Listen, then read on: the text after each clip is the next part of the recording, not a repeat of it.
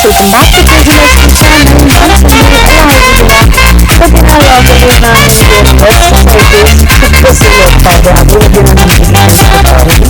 So as usual west side ಅವರು yearly twice ಅವರು ಇದನ್ನ ಹಾಕಿರ್ತಾರೆ ಆಫರ್ಸ್. ಅದರಲ್ಲಿ ಈಗ ಮಿಡ್ ಆಫ್ ದ ಇಯರ್ ಅಂತ ಹೇಳ್ಬಿಟ್ಟು ಎವ್ರಿ ಆಗಸ್ಟ್ ಫಸ್ಟ್ ಅಲ್ಲಿ ಹಾಕ್ತಾರೆ.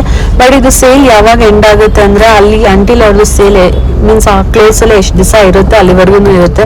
ಇಟ್ಸ್ ಡಿಪೆಂಡ್ ಆನ್ ಲೈಕ್ ಅವ್ರದ್ದು ಕಲೆಕ್ಷನ್ಸ್ ಅಥವಾ ಸೆಲೆಕ್ಷನ್ಸ್ ಎಲ್ಲ ಹೆಂಗಿರುತ್ತೆ ಹಂಗೆ.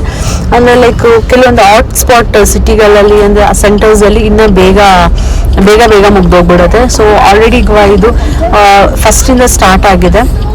ನಾನು ಸ್ಯಾಟರ್ಡೆ ಸಂಡೇ 2 ದಿನನೂ ಕೂಡ ಹೋದೆ. ಸ್ಯಾಟರ್ಡೆ ಹೋದೆ ಲೈಕ್ ಈವ್ನಿಂಗ್ ಆ ಥರ ಹೋದೆ, ಅಂದರೆ ಲೈಕ್ ಒಂದು 8 o'clock ಆ ಥರ ಹೋದೆ.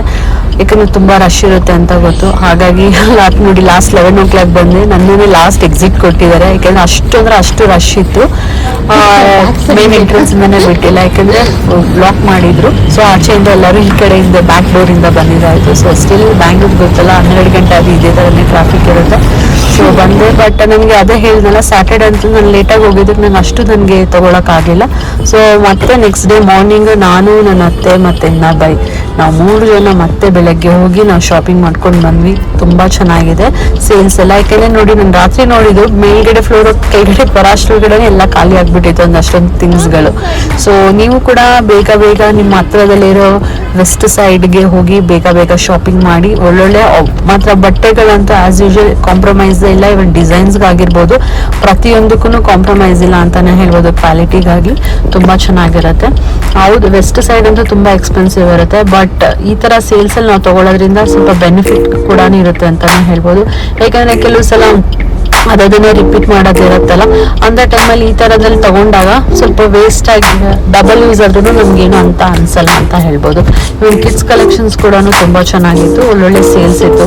ನಾವೇ ನೋಡಿ ಎಲ್ಲ ಚೆನ್ನಾಗಿ ಟ್ರಯಲ್ ಮಾಡ್ತಾ ಇದ್ದಾನೆ. ಬಟ್ ನಾನು 2 ಜಾಕೆಟ್ಸ್ ತೊಗೊಂಡೆ ನಾಬೈಗೆ, ಮತ್ತು ಶಾರ್ಟ್ಸ್ ತೊಗೊಂಡೆ.